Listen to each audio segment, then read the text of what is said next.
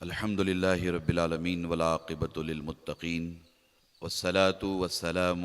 علی سید الانبیاء والمرسلین وعلی آلہ الطیبین والطاہرین وصحبہ اجمعین اما بعد فقد قال اللہ تبارک وتعالی فی القرآن الکریم اعوذ باللہ من الشیطان الرجیم بسم اللہ الرحمن الرحیم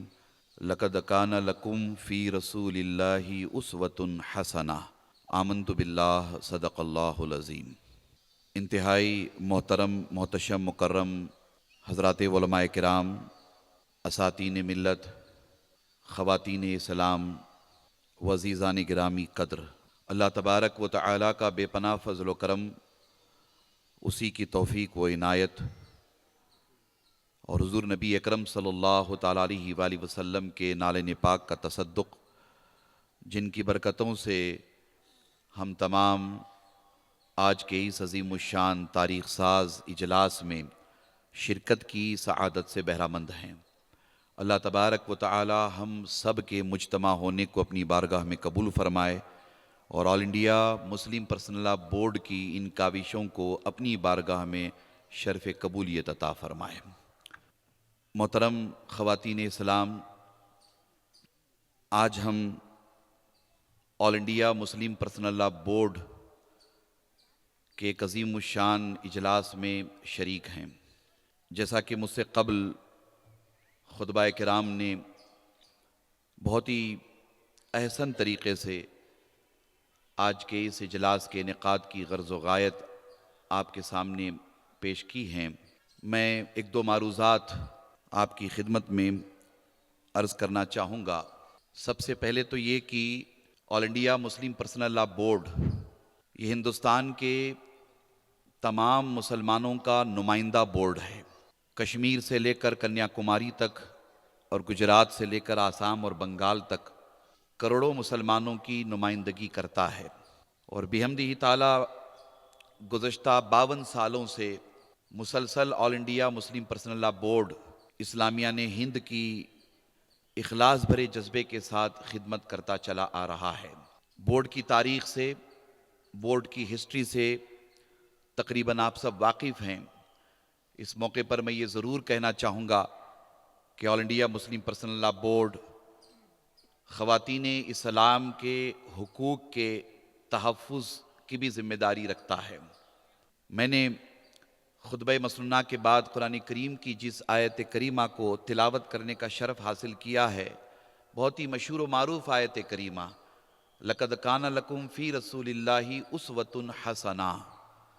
حضور نبی اکرم صلی اللہ تعالیٰ علیہ وآلہ وسلم کا اسوہ، آپ کی سیرت پاک، آپ کی تعلیمات ہم سب کے لیے نمونہ عمل ہیں۔ حضور نبی اکرم صلی اللہ تعالیٰ علیہ وآلہ وسلم کہ انہی تعلیمات کو عملی جامہ پہنانے کے لیے، تحفظ شریعت کے لیے، قوانین شریعت کے تحفظ کے لیے All India Muslim Personal Law Board دن رات محنت کرتا ہے۔ حضور نبی اکرم صلی اللہ تعالیٰ علیہ وآلہ وسلم کی عطا کردہ شریعت، قانون شریعت جو کتاب اللہ اور سنت رسول اللہ کا عطر ہے، All India Muslim Personal Law Board تحفظ شریعت کے حوالے سے ہر گام پر، ہر قدم پر ہم سب کی رہبری رہنمائی کرتا رہا ہے۔ حضور نبی اکرم صلی اللہ تعالیٰ علیہ وآلہ وسلم کی عظیم تعلیمات کی روشنی میں سب سے پہلے ازواج مطہرات، صحابیات اور اہل بیت اطہار بہت بڑی تعداد میں دین اسلام کی خدمت کرتی رہیں، دین اسلام کے تحفظ کے لیے، شریعت اسلامیہ کے تحفظ کے لیے بے پناہ قربانیاں پیش کرتی رہیں۔ تاریخ شاہد عدل ہے۔ آج آپ سب سے All India Muslim Personal Law Board یہی چاہتا ہے کہ ہم آپ سب مل کر، خصوصی طور پر خواتین اسلام متحد ہو کر شریعت اسلامیہ کے تحفظ کے لیے آگے آئیں۔ اس وقت پورے ملک میں ایک منصوبہ بند سازش کے تحت شریعت اسلامیہ میں مداخلت کی جا رہی ہے۔ کبھی شریعت اسلامیہ کے قوانین کو بدنام کرنے کی کوشش ہوتی ہے، کبھی ابھی جیسے کہ اوقاف کی ایک بل ترتیب پائی ہے، وہ بل پیش کر کے مسلمانوں کو ہراساں اور پریشان کرنے کی کوشش کی جا رہی ہے، اور کبھی یہ پروپیگنڈا کیا جاتا ہے کہ اسلام عورتوں کے حقوق ادا نہیں کرتا، اسلام عورتوں کے سلسلے میں مخلص نہیں ہے، یا اسلام عورتوں کو جو مقام دینا چاہیے وہ مقام نہیں دیتا۔ میں اپنی تمام ماؤں، بہنوں، بیٹیوں سے کہنا چاہوں گا، بڑی ذمہ داری کے ساتھ اکابر علماء تشریف فرما ہیں، خدا کی عزت کی قسم، اس دنیا میں روئے زمین پر دین اسلام نے ہی عورت کی تعظیم اور تکریم کا درس دنیا والوں کو پیش کیا ہے۔ اسلام نے ہی بتایا ہے کہ ماں کا مقام کیا ہوتا ہے،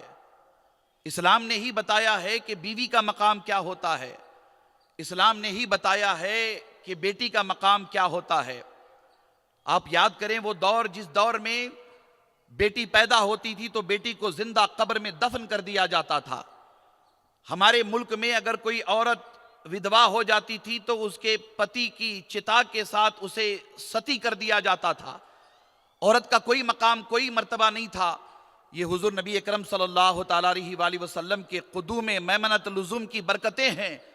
اور اسلام کی تعلیمات کا فیضان ہے کہ دنیا والوں کو بتایا گیا کہ ماں کا مقام کتنا بڑا ہے، بیوی کا مقام کیا ہے، بیوی کے حقوق کیا ہیں، بیٹی کا مقام کتنا بڑا ہے، وغیرہ وغیرہ۔ یہ ساری غلط فہمیوں کا ازالہ، ان سارے الزامات کا ازالہ یہ All India Muslim Personal Law Board کرتا آ رہا ہے، مگر آپ کی بھی ذمہ داری ہے کہ آپ ذمہ داری کے ساتھ اسلامی تعلیمات پر عمل کرتے ہوئے All India Muslim Personal Law Board کے پیغام کو عام کریں۔ میں یہ ضرور کہنا چاہوں گا اس موقع پر، اس لیے کہ مجھے یہ کہتے ہوئے اس وقت میں محسوس کر رہا ہوں کہ یہ پیغام عام کرنا چاہیے کہ بہت بڑے پیمانے پر فتنہ ارتداد ہمارے اپنے ملک میں پھیل رہا ہے، ہمارا صوبہ کرناٹکا بھی اس سے محفوظ نہیں ہے۔ تو خواتین اسلام اپنے گھروں کو دینی تعلیم کا مسکن بنائیں، قوانین شریعت پر عمل کریں، کتاب اللہ اور سنت رسول اللہ پر عمل کریں، اللہ اس کے رسول کی اطاعت کرتے ہوئے اپنے گھر کے ماحول کو اسلامی ماحول بنائیں، اور فتنہ ارتداد سے بچنے کے لیے اپنی بیٹیوں کی تعلیم کی اور بیٹیوں کو ایجوکیٹ کرنے کی فکر کریں۔ بہت بڑے پیمانے پر ہماری وہ بیٹیاں جو ہائی سکول میں، کالج میں، یونیورسٹی میں پڑھتی ہیں یا جاب کرتی ہیں، انہیں ٹارگٹ کیا جا رہا ہے، انہیں ٹارگٹ کر کے فتنہ ارتداد کا شکار بنایا جا رہا ہے۔ میں اپنی ماؤں، بہنوں، بیٹیوں سے گزارش کرنا چاہتا ہوں کہ آپ اس سلسلے میں بہت زیادہ فکر مند بنیں، اور اپنی بیٹیوں کے حفاظت کے لیے، ان کے ایمان کی حفاظت کے لیے، اپنے گھر کی حفاظت کے لیے فکر کریں۔